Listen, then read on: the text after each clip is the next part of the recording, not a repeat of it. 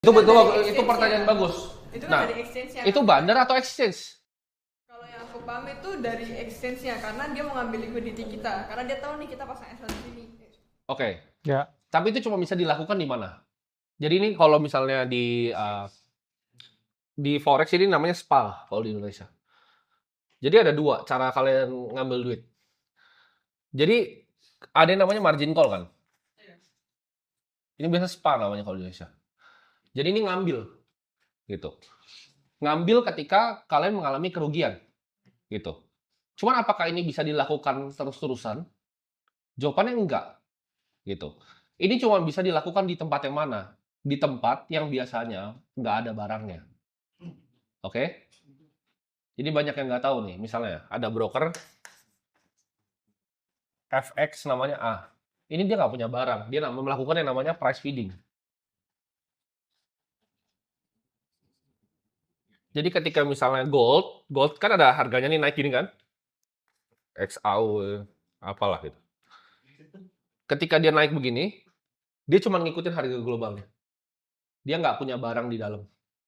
Jadi ketika kalian buy di sini, kalian rugi kena di sini, yang terjadi apa? Uangnya masuk ke kantongnya broker. Gitu. Apakah ini lumrah terjadi? Lumrah jawabannya. Ya, tapi apakah jawabannya excess yang besar bisa begitu? Jawabannya enggak. Kalau beginiin terus nasabahnya ada yang mau pakai lagi nggak? Nggak segampang itu. Jadi nyari duit di market itu nggak segampang itu. Nggak FTX bisa aja yang pikir, begitu rugi juga kan? lu nggak bisa pikir kayak nge-weak orang begitu untuk rugi. Tapi bener ada loh. Apa? Memang ada kayak gitu. Ya, Ada Bitfinex-nya Arthur Hayes semua ya. Bitfinex Ada ya. ya. Cuman Arthur Hayes ada. apakah mereka jadi Bitmax exchange besar juga kan enggak? Bitmax ya, itu namanya Bitmax tuh. Oh ya, yang dulu ya. Kalau Bitfinex kan punya si Paulo. Ya. Bitmax namanya. Pernah dia kayak gini. Tapi kenapa? Kalian cari background-nya Arthur Hayes itu apa? Dia di Hong Kong Dari tuh forex derivative ya dia. trader. Iya. Dari forex juga sempat derivative trader dia. Emang hobinya begitu dia. Ya. Jadi apakah itu bisa? Bisa jawabannya. Cuman kalau apakah itu bisa dilakukan dalam skala yang besar dan terus-terusan ya enggak. Karena kalau misalnya contoh kita pakai exchange nih, gua sama Bro Kakak, kita pasang posisi. Kan exchange itu kayak kalian main poker dia bisa buka kartu kalian. Iya.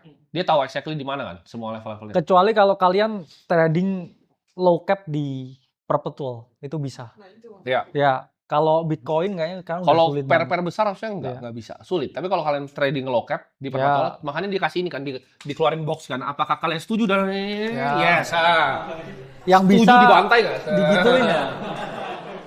Itu market cap 100 juta, volume 30 juta lah kan pasti digebukin. Betul. Makanya kalau begitu mending spot aja karena orang banyak yang kayak misalkan pair-pairnya apa ya yang kecil gitu. Saros gitu, Edu, USDT gitu ya pasti kecil banget lah likuiditas.